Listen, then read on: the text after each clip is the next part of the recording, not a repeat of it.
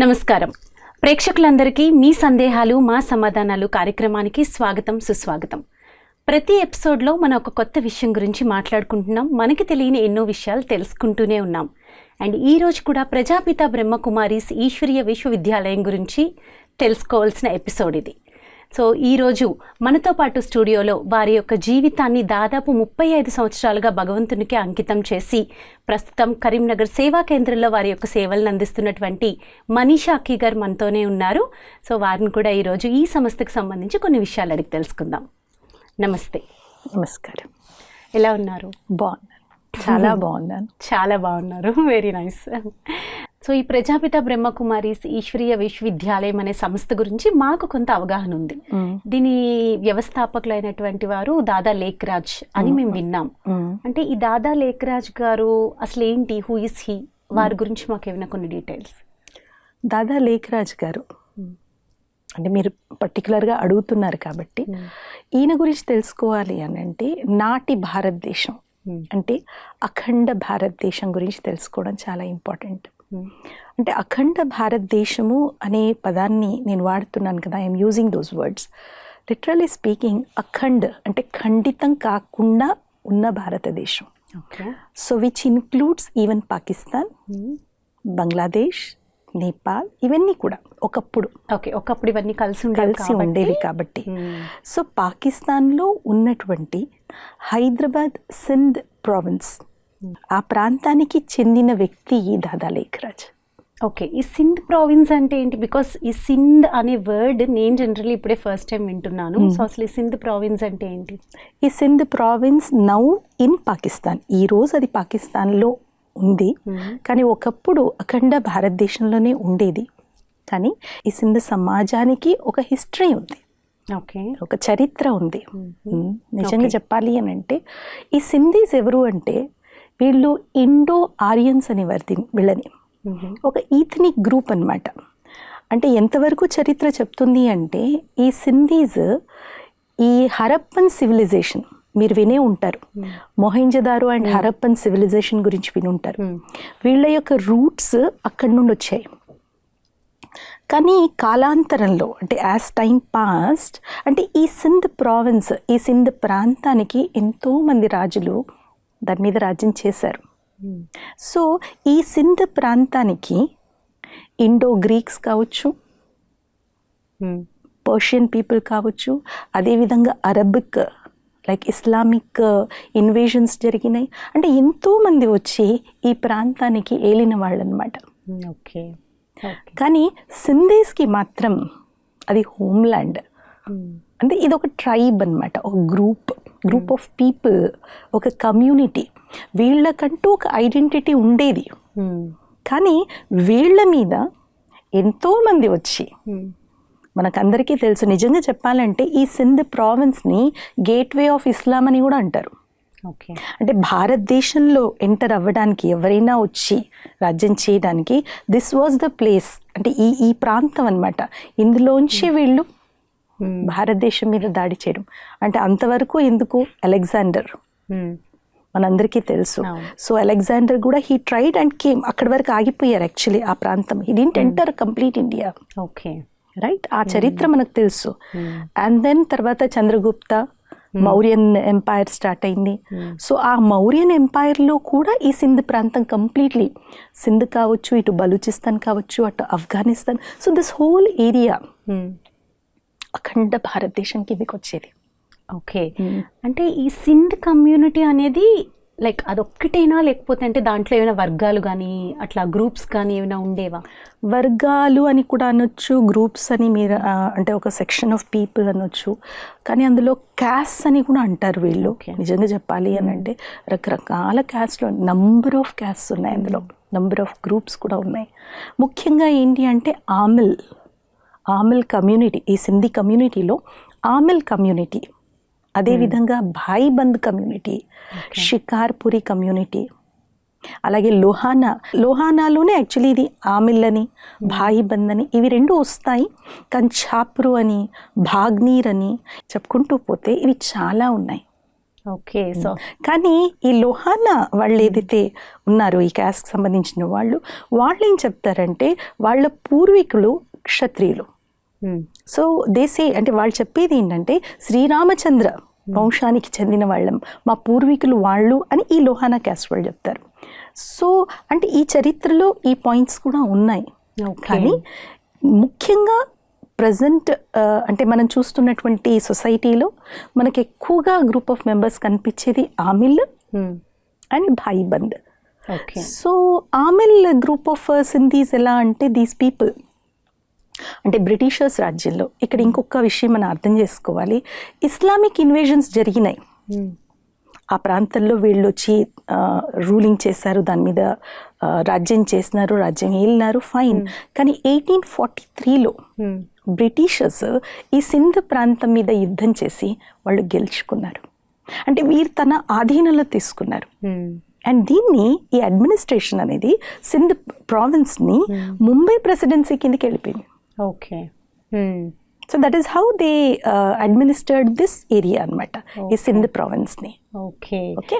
అంటే ఈ ఆమిల్ అండ్ భాయిబంద్, ఈ ఆమిల్ కమ్యూనిటీకి సంబంధించిన వాళ్ళు ఈ బ్రిటిషర్స్ రాజ్యం చేసేటప్పుడు వీళ్ళు ఎక్కువగా ఎడ్యుకేషన్ మీద ఫోకస్ చేశారు. సో ఎడ్యుకేషన్ మీద ఫోకస్ చేసి వీళ్ళలో కొంతమంది కలెక్టర్స్ అయినారు, కమిషనర్స్ అయినారు, రైట్. అండ్ అందులో కూడా కొంతమంది అంటే వాళ్ళ హిస్టరీలో వాళ్ళ చరిత్రలో చదివితే అంటే వీళ్ళు చేసే పనికి బ్రిటిషర్స్ వీళ్ళకి కొంత ల్యాండ్ గిఫ్ట్స్ కింద ఇచ్చేవారు. అంటే వీళ్ళంతా కూడా ల్యాండ్ లార్డ్స్ లాగా, అంటే జమీందార్ లాగా, జాగీర్దార్ లాగా అలా ఎదిగిన వాళ్ళు అనమాట. సో న్యాచురలీ బ్రిటిషర్స్ రాజ్యంలో వీళ్ళకంటూ ఒక హోదా, వీళ్ళకంటూ ఒక స్టేటస్, వీళ్ళకంటూ కొన్ని బిరుదులు ఈ ఆమిల్ కమ్యూనిటీ వాళ్ళకు ఉండేది. ఓకే. కానీ వెన్ ఇట్ కమ్స్ టు అంటే ఎప్పుడైతే మనం ఈ భాయిబంద్ కమ్యూనిటీ గురించి మాట్లాడతామో, భాయిబంద్ కమ్యూనిటీకి చెందినటువంటి సింధీస్ ఎవరు కూడా ఎడ్యుకేషన్ కొంచెం తక్కువని, కానీ వీళ్ళు ఎక్కువగా బిజినెస్ మీద, ఓకే, అచ్చా, ట్రేడ్ అండ్ బిజినెస్ మీద ఎక్కువగా. సో వీళ్ళలో చాలా మంది అబ్రాడ్లో అంటే విదేశాలలో కూడా వీళ్ళు బిజినెస్ ఫోకస్ చేశారనమాట. అంటే వీళ్ళ వృత్తి ఎక్కువగా బిజినెస్ ఉండే, చదువు మీద తక్కువ కానీ బిజినెస్ మీద ఎక్కువ. వీళ్ళల్లోనే ఇంకో గ్రూప్ కూడా ఉన్నారు, సింధీ వర్కీస్ అంటారు వీళ్ళని. ఓకే. అండ్ దీస్ పీపుల్ పూర్వంలో వాళ్ళ హిస్టరీలో వీళ్ళేంటి అంటే ఫ్యాబ్రిక్ ఎక్కువగా వీళ్ళు ప్రొడ్యూస్ చేసి అమ్మేవాళ్ళు అనమాట. ఆ బిజినెస్ ఎక్కువ చేసేవారు. ఇలా రకరకాల గ్రూప్స్ ఉన్నాయి. అంటే వీళ్ళ హోమ్ ల్యాండ్, వీళ్ళ నేటివ్ అన్నదే సింధ్, హైదరాబాద్ అన్నది centre point of Sindh, capital. కానీ సింధ్ ప్రావిన్స్ అన్నది బ్రిటిషర్స్ రాజ్యంలో it came under Mumbai presidency కింద వచ్చేదన్నమాట. ఓకే. సో ఈ సింధ్ ప్రావిన్స్ గురించే అసలు చాలా ఉంది తెలుసుకోవడానికి. అయితే మీరు చెప్పినట్టు ఇప్పుడు ఈ సింధ్ ప్రావిన్స్లో ఆమిల్ అని, ఇంకా భాయిబంద్ అని ఇలాంటి డిఫరెంట్ గ్రూప్స్ ఉన్నాయన్నారు కదా. ఈ దాదా లేఖరాజ్ గారు దేనికి సంబంధించిన వారు? దాదా లేఖరాజ్ గారు భాయిబంద్ కమ్యూనిటీకి సంబంధించిన. ఓకే. అంటే బిజినెస్కి సంబంధించి బిజినెస్ చేసేవారు దాదా లేఖరాజ్ గారు. ఓకే. అయితే అక్కయ్య మీరు సింధ్ కమ్యూనిటీ గురించి చెప్పారు. అయితే దాదా లేఖరాజ్ గారి గురించి ఇంకొన్ని విషయాలు తెలియాలి అంటే ఖచ్చితంగా ఆయన ఫ్యామిలీ గురించి తెలుసుకోవాలి. అంటే వారి తండ్రి గారి గురించి కానీ, లేకపోతే సోదరుల గురించి కానీ ఇంకొన్ని వివరాలు ఏమైనా చెప్పగలరా? ముందుగా మీరు దాదా లేఖరాజ్ అని పదే వర్డ్స్ యూజ్ చేస్తున్నారు. కానీ దాదా లేఖరాజ్ గారి పూర్తి పేరు ఫస్ట్ అది తెలుసుకోవడం ముఖ్యం. ఓకే. ఇది లేఖరాజ్ కాదు, లఖీరాజ్ ఖూబ్చంద్ కృప్లాని. ఓకే. సో వాళ్ళ ఫాదర్ అంటే వాళ్ళ తండ్రి పేరు ఖూబ్చంద్ కృప్లాని. సో లఖీరాజ్ ఖూబ్చంద్ కృప్లాని. సో ఈ ఖూబ్చంద్ కృప్లాని వాళ్ళ ఫాదర్కి 3 కొడుకులు, 1 కూతురు. ఓకే. సో పెద్ద కొడుకు పేరు తులసీదాస్ ఖూబ్చంద్ కృప్లాని అనేవారు. ఆయనకి 1 కొడుకు, 1 కూతురు. ఓకే. రైట్. సెకండ్ కొడుకు ఆయన పేరు నవల్ రాయ్. ఓకే. నవల్ రాయ్ కృప్లాని. 3వ కొడుకే మన లఖీరాజ్. ఓకే. రైట్. అండ్ వీళ్ళ ముగ్గురికి ఒక సిస్టర్ ఉన్నారు. ఓకే. ఆ సిస్టర్ పేరే హక్కీబాయి. హక్కీబాయి. ఓకే. హక్కీబాయి హాదిర్మణి అంటే తన ఇంటి పేరు అనమాట, వాళ్ళ హస్బెండ్ ఇంటి పేరు. సో హక్కీబాయి. ఓకే. సో ఆయన బ్రదర్స్ గురించి, సిస్టర్ గురించి క్లియర్గా చెప్పారు. But what about his family? అంటే ఈ లక్కీరాజ్ కూప్చంద్ కృప్లాని అన్నారు కదా, సో వారి ఫ్యామిలీ గురించి ఏంటి? సో ఈ లక్కీరాజ్ ఖూబ్చంద్ కృప్లాని గారికి 2 కొడుకులు, 4 కూతుర్లు. 2 కొడుకులు, 4 కూతుర్లు. పెద్ద పరివారం. వాళ్ళ మిస్సెస్ పేరు, వాళ్ళ భార్య పేరు జసోదా కృప్లాని. ఓకే. సో లక్కీరాజు గారికి పెద్ద కొడుకు కిషన్ చంద్, వాళ్ళ ఆవిడ భార్య పేరు బ్రిజేందర. ఆవిడ తన జీవితాన్ని ఈశ్వరీయ సేవలో అంకితం చేశారు. ఓకే. అంటే కోడలు. అండ్ ఈ కిషన్ చంద్ గారు కూడా ఇదే వజ్రాల వ్యాపారం, ఈవెన్ తను కూడా బిజినెస్ వైపే ఉండేవారు. ఓకే. రెండో ఆమె కూతురు కళావతి. కానీ హిస్టరీలో ఏంటంటే ఆవిడకి చిన్న వయసులోనే ఏదో జరిగి కాలం చేశారు. ఓకే. లేఖరాజ్ గారికి 3వ కూతురు పార్వతి. తను కూడా ఈ ఈశ్వరీయ సేవలో తన జీవితాన్ని అంకితం చేశారు. సో ఇక్కడ ఈ ఈశ్వరీయ పరివారంలో లేదా ఈ బ్రహ్మకుమారీస్ పరివారంలో ఆవిడ్ని నిర్మల్ శాంత అని పిలిచేవారు. ఓకే. సో దాదా లేఖరాజ్ గారు ఈవిడ యొక్క వివాహము, ఆవిడకి 14 ఏళ్ళు వయసు అప్పుడే, ముఖీ మంగరామ్ చాలా రిచ్ ఫ్యామిలీ, అప్పటి కాలంలో సింధ్ సొసైటీలో చాలా పేరున్న ఫ్యామిలీ అనమాట. ఆ ఫ్యామిలీలో ఈవిడ గారు వివాహం చేసిచ్చారు, అంటే వివాహం చేశారు. ఓకే. ఈవిడ భర్త పేరు మోతీరామ్ ముఖి. ఓకే. 4వది కూడా కూతురే దాదా లేఖరాజ్ గారికి, ఆవిడ పేరు నవనిధి.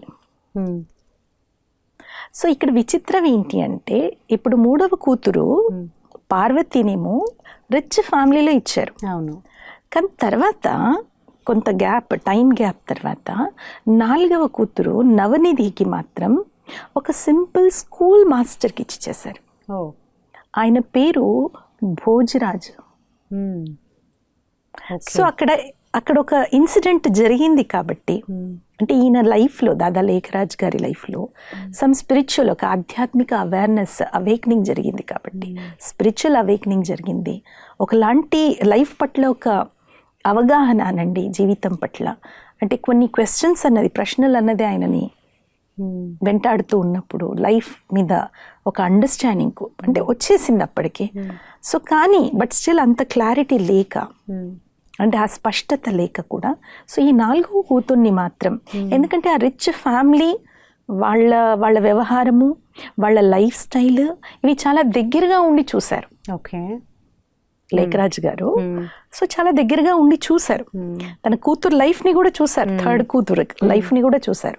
సో 4వ కూతురు నవనీతిని మాత్రం చాలా సింపుల్ స్కూల్ మాస్టర్కి ఇచ్చి వివాహం చేశారు. ఆయన భోజరాజ్, ఆయన ఒక యోగి ఆత్మ అనుకోండి, అలాంటి సోల్కి ఇచ్చి వివాహం చేశారు. తర్వాత వచ్చేసి 5th కొడుకు అన్నమాట. ఓకే. ఆయన పేరు నారాయణ్. ఓకే. ఆయన బిజినెస్ చేసి ఒక ఫ్యాక్టరీ పెట్టి, ఆయన యొక్క భార్య పేరు జ్యోతి, బాంబేలో ఉండేవారు. ఓకే. నెక్స్ట్ లాస్ట్ కూతురు. ఓకే. లాస్ట్ కూతురు తన పేరు సూర్య. ఆవిడ కూడా వివాహం చేసుకున్నారు, తను ముంబైలోనే ఉండేవారు. ఓకే. సో ఆవిడ భర్త పేరు Om Prakash. Okay. So this is the family, ఇది ఒక పరివారం అన్నమాట. ఓకే. 2 కొడుకులు, 4 కూతుర్లు. సో అందులో ఒకరు కళావతి గారు కాలం చేసేసారు. సో మిగతా అంటే నిర్మల్ శాంత గారు, అంటే పార్వతి గారు, ముఖి మంగరామ్ రిచ్ ఫ్యామిలీలో ఇచ్చి చేశారన్నారు కదా, ఆ ఫ్యామిలీలో ఇచ్చినాక తర్వాత ఈవిడకి కూడా ఒక స్పిరిచువల్ అవేక్నింగ్ జరిగాక, ఒక ఆధ్యాత్మిక జాగృతి జరిగాక తను కూడా ఈశ్వరీయ సేవలో వచ్చేసారు. ఓకే. అండ్ భార్య జసోదా, ఆవిడ కూడా తన భర్త అడుగు జాడల్లో అంటారు కదా, అందులోనే నడుచుకున్నారు. ఓకే. సో ఆల్మోస్ట్ అంటే మొత్తం ఫ్యామిలీ అందరూ ఈ సంస్థలో ఉన్నవారే. Okay okay nice. అయితే నాకు ఒక డౌట్ ఉంది యాక్చువల్లీ, స్టార్టింగే అడుగుదాం అనుకున్నాను. మనం దాదా లేఖరాజ్ అని వాడుతున్నాను కదా నేను. అసలు ఈ దాదా అంటే ఏంటి? లైక్ అంటే మామూలుగా మేము వాడుక భాషలో దాదా అనే పదం చాలా తక్కువ వాడతాం. సో అసలు దాదా లేఖరాజ్ అని ఎందుకు వచ్చింది ఆయనకి పేరు? చూడండి, దాదా అనేది ఇప్పుడు మన దగ్గర హిందీ నార్త్ ఇండియాలో అంటే మదర్ ఫాదర్ని కానీ దాదా అని పిలుస్తాం, రైట్? తాతయ్య తెలుగులో తాతయ్య లాగా. కానీ సింధీలో దాదా అంటే బ్రదర్. ఈవెన్ మహారాష్ట్రలో కూడా దాదా అంటే బ్రదర్. ఓకే. నౌ ఈయన దాదా లఖీరాజ్ అంటూ దాదా లేఖరాజ్ కిందకు వచ్చేసింది. సో ఈయనకి దాదా అని ఎందుకు అనేవారు? చూడండి, ఎప్పుడైనా కూడా ఒక ఫ్యామిలీలో పెద్ద కొడుకు ఆ ఫ్యామిలీకి భలే పెద్ద అన్నయ్యనే కావచ్చు మనకు, బట్ తను ఒక ఫాదర్ పొజిషన్ తీసుకుంటాడు. ఆ బరువు బాధ్యతలు తీర్చడానికి ఆయన ఆ బాధ్యతను తీసుకుంటాడు కదా. అలాగే ఈ లఖీరాజ్ ఖూబ్చంద్ కృప్లానీ గారు భలే బిజినెస్ చేశారు, చాలా సంపాదించారు. కానీ ఎక్కడ కూడా ఆయన వ్యక్తిత్వంలో అహంకారం అనేది కనిపించేది కాదు. Okay, right. And at the same time దాన ధర్మాలు కూడా ఎక్కువగా చేసేవారు. ఆ సంస్కారం అన్నది వాళ్ళ కాక నుండి వచ్చింది, కాకా మూల్చంద్ కృప్లానీ నుండి వచ్చింది ఆయనకి. సో దాన ధర్మాలు ఎవరికి చేసేవారు? ఎవరికైతే అవసరం, లైక్ పేద కన్యల యొక్క వివాహం చేసి ఇచ్చేవారు. ఓకే. సో ఎవరైనా కష్టాల్లో ఉన్నారు వాళ్ళని ఆదుకునేవారు. అది ఫైనాన్షియల్గా కావచ్చు, ఇంకా మారల్ సపోర్ట్ కావచ్చు, ఏ విధంగానైనా వాళ్ళకి ఏదైనా అవసరం అనిపించినప్పుడు దాదా లేఖరాజ్ గారు వెళ్ళి సపోర్ట్ చేసేవారు. సో ఆల్రెడీ ఆయన రిలీజియస్ మైండెడ్, ధార్మిక బుద్ధి కలిగిన వారు కాబట్టి సో న్యాచురలీ ఈ రకంగా ఆయన సమాజంలో ప్రతి ఒక్కరికి ఒక హెల్పింగ్ నేచర్, అది ఫైనాన్షియల్గా కావచ్చు, ఇంకే రకంగా కావచ్చు, కానీ తను ఎప్పుడూ హెల్పింగ్ హ్యాండ్గా ఉండేవారు కాబట్టి, ఒక ఆధారంగా ఉండేవారు కాబట్టి సో న్యాచురలీ అవసరం ఉన్నప్పుడు ఎవరైనా వచ్చి మనకు చేస్తే, అవును, సో అలాగా ఆయనని అన్నయ్య, పెద్ద అన్నయ్య అలాగా సంబోధించి దాదా లేఖరాజ్ అని ఆ సింధ్ కమ్యూనిటీలో ఆయనను పిలిచేవారు. ఓకే. సో ఈ దాదా లేఖరాజ్ గారు చేసినటువంటి మంచి పనుల వల్ల ఆయన ఆదర్శంగా తీసుకున్న వాళ్ళు గౌరవప్రదంగా ఆయన్ని పిలుచుకున్న పేరు ఈ దాదా అన్నమాట. అన్నయ్య గారు అని గౌరవంగా పిలిచారు. సో అది ఒక ఇంటి పేరో లేకపోతే ఆయనకి సంబంధించిన పేరో కాదు. ఓకే. అయితే ఈయన అసలు ఏం చేసేవారు ఈ దాదా లేఖరాజ్ గారు? మీరు అన్నట్టు ఆయన బిజినెస్ కమ్యూనిటీకి చెందిన ఆయనే అని నాకు అర్థమైంది, బట్ ఏం చేసేవారు ఆయన? దాదా లేఖరాజ్ గారు భాయిబంద్ కమ్యూనిటీకి చెందినవారు అన్న విషయం మనం తెలుసుకున్నాం కదా. సో బేసిక్గా ఈయన తనలో ఉన్నటువంటి స్వయం కృషి అనుకోండి, స్వయం కృషితో వ్యాపారాన్ని వృద్ధి చెందించి లైక్ ఈ డెవలప్డ్, లైక్ చాలా ఫ్లరిష్ అయినారనమాట ఈ వజ్రాల వ్యాపారంలో. సో ఈయన మనందరికీ తెలుసు బ్రిటిషర్స్ టైంలో క్యాల్కటా అన్నది, ఈరోజు మనం దాన్ని కోల్కతా అని అంటున్నాం, రైట్? సో అది క్యాపిటల్ ఉండే, రైట్? సో దాదా లేఖరాజ్ గారి మెయిన్ బిజినెస్ ఏదైతే ఉండిందో, షాప్ ఏదైతే ఉండిందో అది క్యాల్కటాలో ఉండే. క్యాల్కటాలో కూడా అంటే కోల్కతాలో హాగ్ మార్కెట్ చాలా ఫేమస్ అన్నమాట, ఇప్పటికీ ఉంది ఆ మార్కెట్.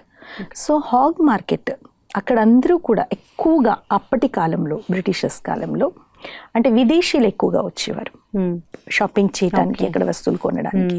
సో ఎక్కువగా విదేశీయులు వచ్చేవారు. And at the same time దానికి ఎగ్జాక్ట్గా ఆపోజిట్గా సురానా మ్యాన్షన్ అని ఒక బిల్డింగ్ ఉంది.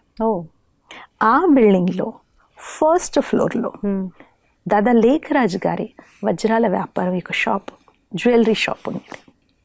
Okay, right? సో ఫస్ట్ ఫ్లోర్లో ఈయన షాప్ ఉండేది. ఓకే. సెకండ్ ఫ్లోర్లో దాదా లేఖరాజ్ గారు తన ఫ్యామిలీతో ఉండేవారు. అదే సురానా మ్యాన్షన్లో థర్డ్ ఫ్లోర్లో ఆయన partner, business partner Sevak Ram Khubchand Daswani. Okay. Third ఫ్లోర్లో సేవక్ రామ్ దాస్వానీ ఉండేవారు. ఓకే.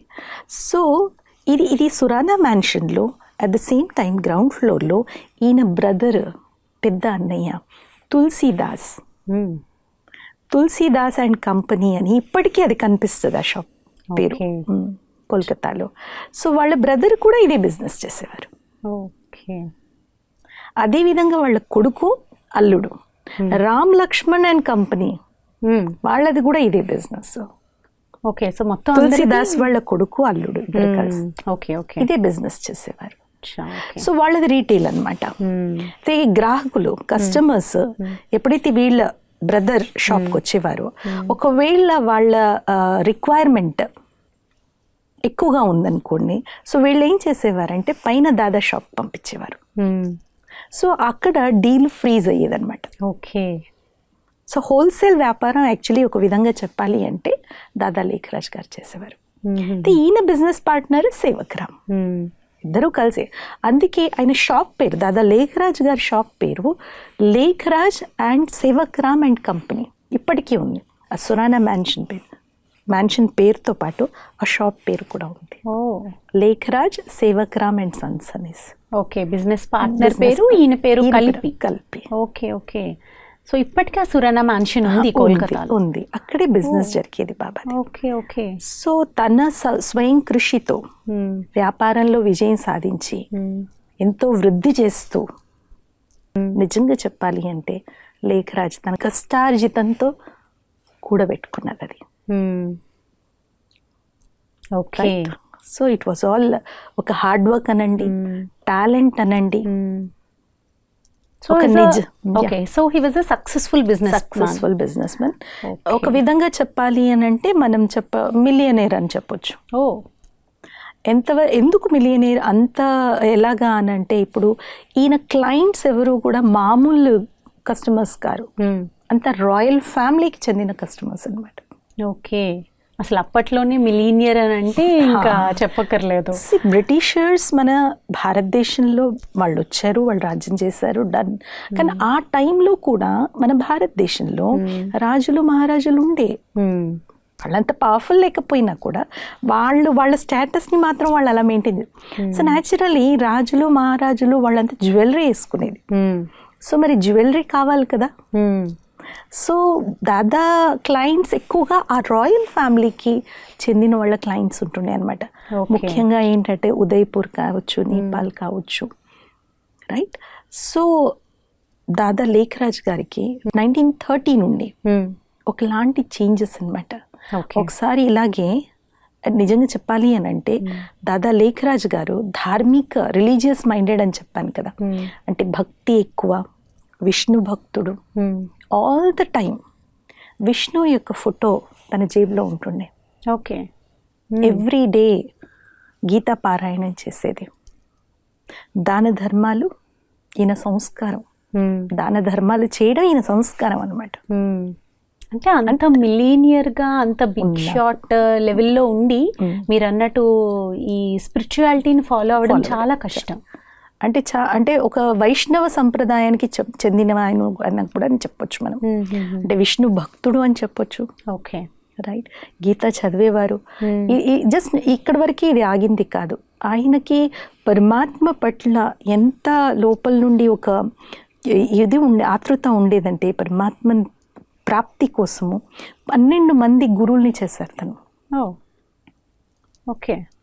అంటే దాన్ని ఏమంటారు, నాట్ క్యూరియాసిటీ, అంటే తపన, ఒక తపన అంటే భగవంతుడి కోసం. అది ఆల్రెడీ ఉండేది, చిన్నప్పటి నుండే ఉండేది. కానీ సంహౌ ఇందులోకి వచ్చేసారు. కానీ అది ఎక్కడా తగ్గలేదు. ఆయన ఎన్నో తీర్థయాత్రలు చేశారు. ఓకే. తీర్థయాత్రలు, గురువులు, ప్రయాగ్, మథుర, కాశీ, వారణాసి, ఎన్నో స్థానాలకి తను విజిట్ చేశారు. ఓకే. జగన్నాథ్ పూరికి కూడా వెళ్ళారు. అంటే అన్ని తీర్థయాత్రలకి తిరిగినా కూడా ఆ అసంతృప్తి అన్నది ఒకటి ఉండేది. ఓకే, ఉండేది. అందుకే గురువులు 12 మంది గురువుల్ని చేశారు ఆయన. ఓకే, ఆయనకంటూ 12 మంది గురువులు ఉండేవారు. ఓకే. సో అంటే మీరు అన్నట్టు అతనికి చాలా తపన ఆధ్యాత్మికత పట్ల బెంట్ ఆఫ్ మైండ్ చాలా ఉండింది. ఓకే. కుతూహలం అనండి, ఉత్సాహం అనండి, ఆధ్యాత్మిక అంటే భగవంతుడు ఎవరు, పరమాత్మ ఎవరు అన్నది తెలుసుకోవాలి, అనుభవం చేయాలి అన్నది నాకు చాలా ఉండేది. నిజమే. అంటే ఇప్పుడున్న బిజీ స్కెడ్యూల్స్కి జనరల్గా మార్నింగ్ లేచి దేవుడికి దండం పెట్టుకునేంత టైం కూడా లేని పరిస్థితులు ఇప్పుడు. బట్ అలాంటిది అంత బిజినెస్ మ్యాన్ అయి ఉండి బట్ స్టిల్ ఆయన స్పిరిచువాలిటీ పట్ల అంత మక్కువ చూపించారు అంటే really great about him. So once ఈయన 1930s విషయం ఇది నేను చెప్పేది. 1930లో ఒకసారి ఈయన వారణాసి అంటే బనారస్కి వెళ్ళారనమాట ఒక క్లయింట్ని విజిట్ చేయడానికి. సో అక్కడ ఆ క్లయింట్ అప్పుడు ఇంట్లో అవైలబుల్ లేకుండే, ఇంట్లో లేరు ఆయన. సో వాళ్ళ వైఫ్ దాదా లేఖరాజ్ గారికి కూర్చోమన్నారు. ఓకే. సో ఆయన కూర్చున్న వెంటనే జస్ట్ అలోన్గా కూర్చున్న వెంటనే ఆయనకు కొన్ని సాక్షాత్కారాలు అయినాయి. ఓకే. ఒక డివైన్ విజన్ లేదా ఒక దివ్య సాక్షాత్కారాలు అయినాయి. ఓకే. సాక్షాత్కారం అంటే vision something which is beyond ఈ physical world. Okay. Which is అంటే మీరు ఎప్పుడూ మీ లైఫ్ టైంలో అలాంటివి చూడలేదు, but that is reality. Okay. Dream కాదు. డ్రీమ్ కాదు. Okay. So he could see. ఇప్పుడు మనం సింపుల్గా మన ఇంట్లో రిమోట్ ఆన్ చేయగానే మీకు స్క్రీన్ మీద కనిపిస్తుంది, బట్ ఇట్ ఈస్ ఫిజికల్, భౌతికం. కానీ ఆయన రిలాక్స్డ్గా కూర్చున్న వెంటనే విష్ణు యొక్క సాక్షాత్కారం వారణాసిలో. ఓకే. ఇప్పుడు సింపుల్గా ఈ కాన్సెప్ట్ని మనం అర్థం చేసుకోవాలి అని అంటే ఇప్పుడు మీరాబాయికి కృష్ణుడు కనిపించేవారు. అవును కదండి. అంటే కృష్ణుడు సాక్షాత్కారం అయ్యేది. అవును అవును. అంటే అంత భక్తి భావం ఉండేది, అంటే అంత ధార్మిక బుద్ధి కలిగిన ఆత్మ కాబట్టి ఆ సోల్ మీరాబాయి. సిమిలర్లీ దాదా లేఖరాజ్ గారికి కూడా పరమాత్మ పట్ల ఆ ప్రేమ సో ఉండేది. అండ్ ఆ సాక్షాత్కారం తర్వాత వెంటనే సెకండ్ థింగ్ ఏంటంటే ద కంప్లీట్ సొసైటీ ఒక ఫామ్ నుండి ఇంకో ఫామ్లో ట్రాన్స్ఫార్మ్ అవుతూ అందులో చాలా మేజర్ చేంజెస్ అన్నమాట. అది ప్రకృతి పరంగా కావచ్చు, పొలిటికల్గా కావచ్చు, యూనో లైక్ స్పిరిచువల్గా కూడా సో మెనీ చేంజెస్ అన్నమాట. అంటే ఒక సొసైటీలో కంప్లీట్ ట్రాన్స్ఫర్మేషన్, మేజర్ చేంజెస్ అంటే యూ కెన్ ఇప్పుడు చూడండి for example, simple example to understand this, ఆయనకు ఆ విజన్ ఏం కనిపించింది అనడానికి. ఇప్పుడు ఒక 30 years బ్యాక్, 30 years బ్యాక్ వరకు మన చేతుల్లో మొబైల్స్ లేవు. ఉండేనా అండి? లేదు. Slowly first we entered into computer ఏజ్లో వచ్చాం, తర్వాత మొబైల్ ఏజ్లో వచ్చాం, స్మార్ట్ ఫోన్స్ ఇప్పుడు మన చేతిలో వచ్చేసాం. అంటే మనకు తెలియకుండానే మనం ఈ ఏజ్లోకి వచ్చేసాం, ఈ టైంలోకి వచ్చేసాం. ఇది ట్రాన్స్ఫర్మేషనే కదా. Of course. ఒక 100 years బ్యాక్, 100 years బ్యాక్ చూడండి, అప్పుడు ఎలా ఉండే సొసైటీ. అప్పుడు actually currency was also different, నాణ్యాలు ఉండేవి. కానీ ఇప్పుడు టోటలీ డిఫరెంట్. అంటే this is a major change కదా. అవును. అప్పుడు పాపులేషన్ ఎంత ఉండే? చాలా తక్కువ మంది ఉండేవారు. ఇప్పుడు ఎంత ఉన్నారు? ఇప్పుడు క్రోర్స్లో ఉన్నారు. So it is a change. So అక్కడ ఏంటంటే లో నుండి హై అయింది. కానీ మేబీ దాదా లేఖరాజ్ గారికి ఏదైతే ట్రాన్స్ఫర్మేషన్ కనిపించిందో, ఏదైతే సాక్షాత్కారం అయిందో, ఆ ట్రాన్స్ఫర్మేషన్ దీనికి భిన్నంగా ఉండింది. Okay. Not about this physical world. Okay. Physical world ట్రాన్స్ఫర్మేషనే. ఓకే. బట్ ఇలా కాదు, ఇలా అంటే not like this. Okay. Not like this అంటే ఇలాంటి ట్రాన్స్ఫర్మేషన్ కాదు. ఆయనకి ఎలాగా అంటే రాబోయే సమయంలో ఇదే మనుషులు ఎలా ఉంటారు. ఓకే. మనుషులే కానీ వాళ్ళు ఎలా ఉంటారు? ఒక దివ్యత్వంతో, డివైన్ వాల్యూస్తో, దివ్య గుణాలతో. సో అటువంటి సొసైటీ నెక్స్ట్ ఫేజ్లో ఇక రాబోతోంది. కానీ ఈ ట్రాన్స్ఫర్మేషన్ జరిగేటప్పుడు మధ్యలో ఒక మేజర్ చేంజ్ అన్నది జరుగుతుంది. ఆ చేంజ్ ఆయన కళ్ళారా దాన్ని చూడగలిగారనమాట. ఓకే. సో అటువంటి సొసైటీ, అటువంటి సమాజం ఎక్కడైతే మనుషులే కానీ వాళ్ళని దేవతలు అని పిలువబడుతున్నారు. సో అటువంటి దేవతలు ఈ భూమి మీద ఉన్నారు. అటువంటి సొసైటీని, అటువంటి సమాజం రాబోతోంది. అంత బ్యూటిఫుల్ ఎరా రాబోతోంది. కానీ ఇప్పుడు ఉన్నది పోతుంది, ఇది ఉండదు. ఓకే. న్యాచురలీ కదా. ఇప్పుడు 100 years బ్యాక్ ఉన్నది మన చేతుల్లో లేదు ఈరోజు. ఇప్పుడు ట్రూ లేదు ఇప్పుడు కదా. ఇప్పుడు సంథింగ్ డిఫరెంట్ ఉంది. అలాగే ఆయనకు అది చాలా స్పష్టంగా కనిపించింది. ఇప్పుడు ఉన్నది ఇలా ఉండదు, బట్ ఇది మారి అలా అవుతుంది. ఓకే, అలాంటి సొసైటీ రాబోతోంది. అలాంటి సొసైటీ కోసం నేను నా వంతు, నా పాత్ర నేను పోషించాలి అనేది అది చాలా క్లియర్గా తెలిసిపోయినప్పుడు different vision. See when you see two things, ఇప్పుడు మీ చేతిలో 2 వస్తువులు ఉన్నాయండి, 2 వజ్రాలు ఉన్నాయి అనుకుందాం, ఒక ఆర్టిఫిషియల్ ఒకటి ఒరిజినల్. సో మీరు న్యాచురల్లీ కంపేర్ చేస్తారు కదా, ఏది బాగుంది ఆబ్వియస్లీ కదా. సో కంపారిజన్ అన్నది ఉంది కదా.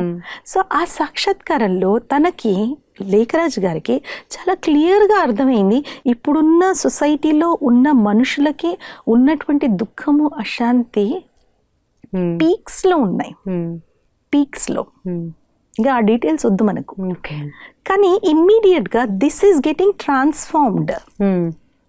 ఒక ట్రాన్సిషన్ అనండి, ఒక బ్యూటిఫుల్ సొసైటీ రాబోతోంది. హోప్. ఓకే, సో ఆ వ్యక్తి యొక్క థింకింగ్ ఎలా మారిపోతుంది ఆలోచించండి. సైన్స్ అండ్ టెక్నాలజీకి సంబంధించింది కాకుండా బియాండ్ దిస్, అంటే ఇప్పుడున్న మనుషులే కానీ విత్ గుడ్ క్వాలిటీస్, మీరు అన్నట్టు మంచి గుణాలతో ఉండేటప్పుడు మనుషులు అంటే అది డెఫినెట్గా ఒక డిఫరెంట్ ట్రాన్స్ఫర్మేషన్, డిఫరెంట్ వరల్డ్ అనొచ్చు, different world. Your right, new era అనొచ్చు. ఓకే, సో అలాంటి తనకు విజన్ కనిపించినాక థింకింగ్ మారదా అండి? డెఫినెట్లీ మారింది. So this all happened in 1930s అనమాట. సో 1930 నుండి 1932 వరకు ఇట్ టుక్ టైమ్. సో దాదా లేఖరాజ్ గారు బ్యాక్ హైదరాబాద్ వచ్చారు. సింధీ నది తీరాన చాలా ఏకాంతంగా చాలా టైం స్పెండ్ చేసేవారు అనమాట. సో తనలో ఒకలాంటి వైరాగ్యం స్టార్ట్ అయిపోయింది. ఎందుకంటే ఇది ఉండదు, ఈ సొసైటీ నా కళ్ళకి ఏదైతే కనిపిస్తోంది ఇది ఉండదు. నెక్స్ట్ ఒక బ్యూటిఫుల్ సొసైటీ వస్తుంది, ఒక దివ్య గుణాలు కలిగినటువంటి మనుషులు ఈ భూమి మీద నివసిస్తారు ఇంకా. సో దానికి నా వంతు నేను కృషి చేయాలి, అందులో నా పాత్ర ముఖ్యం. సో భగవంతుడు నన్ను ఎన్నుకుంటున్నాడు, ఈ స్పష్టత ఆయనకి రావడం స్టార్ట్ అయింది. సో ఇటు అంటే ఒక సమయం పట్టింది దానికి. సో ఈయనలో ఒక వైరాగ్యం కలిగింది. ఓకే, సో 1932లో ఆయన మళ్ళీ తిరిగి బ్యాక్ కలకత్తా వెళ్ళారు. ఈ రోజుల్లో మనం కోల్కతా అంటున్నాం. అక్కడికి వెళ్ళి సేవక్ రామ్తో తన మనసులో ఉన్న మాట చాలా స్పష్టంగా చెప్పి, ఇక నేను ఈ బిజినెస్ని వైండప్ చేయాలనుకుంటున్నాను. ఓకే, నాకెంత ఇస్తావో నాకు ఇవ్వు, దీన్ని నువ్వే డిసైడ్ చేయి. సో నా వైపు నుండి నేను ఈ బిజినెస్ని క్లోజ్ చేయదలుచుకున్నాను. అంత స్పష్టంగా తను మాట్లాడి బిజినెస్ని క్లోజ్ చేశారు. సో ఇదంతా టైం 32 నుండి 34 ఈ ప్రాంతంలో ఇదంతా ప్రాసెస్ స్టార్ట్ అయింది. సో డెసిషన్ తీసేసుకున్నారు, క్లోజ్ చేద్దాం. ఓకే, స్లోలీ ఇంకా మీకు తెలుసు కదా, ఇంత పెద్ద బిజినెస్ వ్యాపించిన ముంబైలో ఉండేది, హైదరాబాద్లో కూడా ఉండేది, ఈవెన్ కోల్కతాలో, ఇటు కాశ్మీర్లో కూడా బాబా వాళ్ళ క్లయింట్స్ ఉండేవారు. సో అక్కడ కూడా అంటే ఇంత వ్యాపించినటువంటి బిజినెస్ ఒక రోజులో క్లోజ్ కాదుగా, ఇట్ టేక్స్ టైం. కానీ తన మనస్సులో ఏదో నడుస్తోంది, థింకింగ్ చేంజ్ అవుతోంది, థాట్స్ మారుతున్నాయి, ఒకలాంటి వైరాగ్యం స్టార్ట్ అయిపోయింది. సో ఇక్కడ సేవక్ రామ్ గారికి చెప్పేశారు, I'm going to close it. So Sevak Ram గారు 3/4 ఆఫ్ ద బిజినెస్ ప్రాఫిట్ తన వైపు వేసుకొని మిగిలింది ఈయనకిచ్చి. కానీ ఈయన వండర్ఫుల్ వ్యక్తిత్వం, ఒక అద్భుతమైనటువంటి ఒక మహనీయుడు అనొచ్చు. ఏ రోజు కూడా ఆయనను క్వశ్చన్ చేయలే, నాకు ఎందుకు ఇంత ఇచ్చావు అని. అలాంటి వ్యక్తిత్వం ఉన్నటువంటి మనుషులు దొరకడం చాలా అరుదు. ఇట్స్ ఇంపాసిబుల్ అని నేను చెప్తాను. ఎందుకంటే అంత సక్సెస్ఫుల్ బిజినెస్, అంత క్రోర్స్ వాల్యూ చేసే బిజినెస్ని ఏది ఎక్స్పెక్ట్ చేయకుండా ఎంత ఇస్తే అంతే తీసుకునేవారు జనరల్గా ఇక్కడ ఉండరు. సో ఆయన ఎంత ఇస్తే అంతే తీసుకుని క్లోజ్ చేసుకుని అంతా. అప్పుడే 1934లో దాదా లేఖరాజ్ గారికి ఒక టెలిగ్రామ్ వచ్చింది. అంటే నాకు ఇప్పటికీ గుర్తుంది, చిన్నప్పుడు మేము చిన్నగా ఉన్నప్పుడు అప్పుడు అన్ని మెసేజెస్ అన్నది ఫోన్స్ ఉండేవి కావు. చాలా రిచ్ పీపుల్, రిచ్ ఫ్యామిలీస్ వాళ్ళ దగ్గరే ఈ టెలిఫోన్స్ ఉంటుండే.